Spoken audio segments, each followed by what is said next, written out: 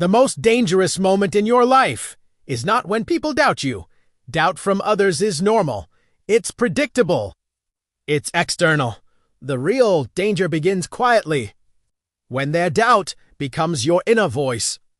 When the words you once heard outside start repeating inside your own mind. Maybe I'm not good enough. Maybe this isn't meant for me. Maybe I should stop trying. Psychology calls this moment internalization. And it's the exact point where most dreams die. Not loudly, not dramatically, but silently. Here's something most people don't know. Your brain does not choose beliefs based on what is true. It chooses beliefs based on what is repeated most often. Neuroscientists call this the mere exposure effect. The more a thought repeats, the more believable it feels, even if it's false. So when you hear doubt long enough, your brain starts to accept it.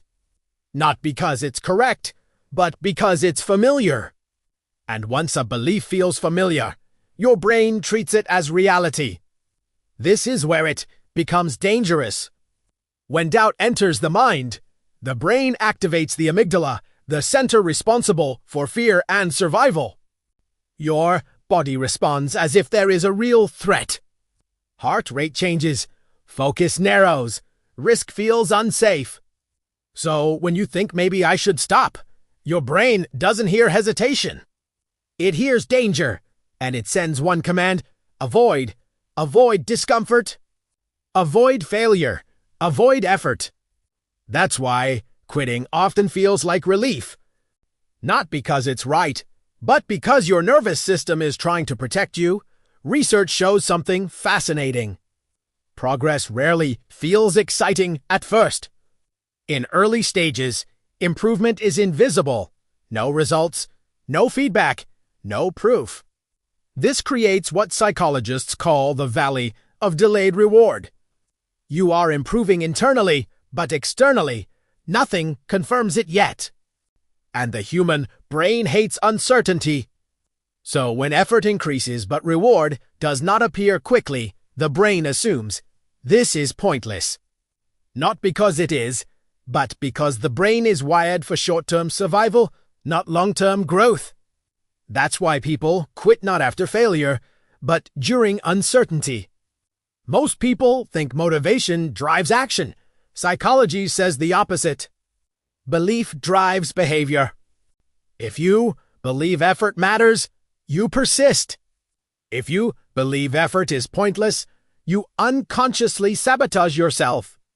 You delay, you hesitate, you lower standards. Same person, same ability. Different belief system. En deux victimes, those small behaviors create very real outcomes. That's how belief becomes destiny.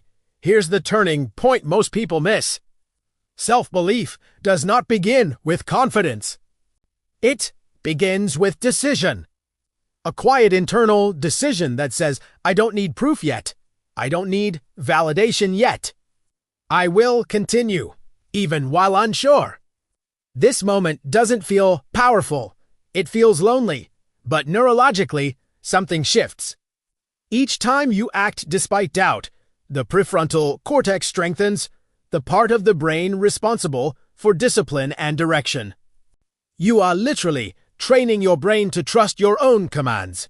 That's how inner authority is built. People don't fail because they lack talent. They fail because they allow repeated doubt to become identity. Once you identify as not good enough, your brain will prove it right. Not intentionally, but automatically. So, the most dangerous moment was never when others doubted you.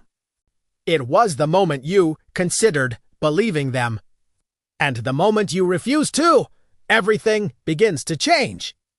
Because belief doesn't create results instantly, but it determines whether results ever arrive.